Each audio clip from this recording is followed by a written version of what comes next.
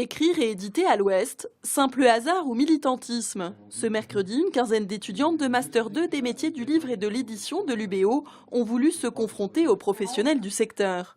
Objectif, décrypter les particularités de l'édition en Bretagne. Comment ils voient l'édition en Bretagne parce que finalement, pendant nos cours, on n'a pas tellement ce point de vue. Et là, c'est vrai que voir des professionnels va vraiment nous permettre de voir le concret, quoi.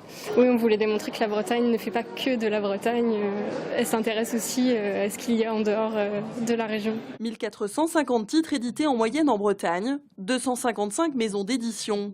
Même si Paris reste le premier berceau de l'édition en France, la région marque des points depuis quelques années. Dans la région Bretagne, c'est vrai qu'il y a à la fois des aides de la région, à la fois un tissu de librairie assez dense, à la fois des maisons de la poésie assez vivantes et dynamiques comme celle de Rennes et celle de Nantes, un tissu de lecteurs assez important, ce qui nous permet d'avoir une reconnaissance assez rapide, assez immédiate. La Bretagne se montre donc accueillante pour l'édition généraliste. Seulement rien n'est moins sûr à l'inverse. Difficile d'exporter des livres qui surfent sur la tradition bretonne.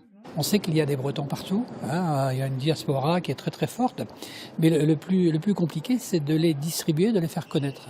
Mais au-delà de la Bretagne, il est très difficile pour un livre édité en Bretagne d'être connu ou reconnu et d'être même distribué tout simplement à Paris ou ailleurs. Les maisons d'édition bretonnes emploient 380 salariés. Le secteur reste largement dominé par les structures associatives, fortes de leurs 600 bénévoles.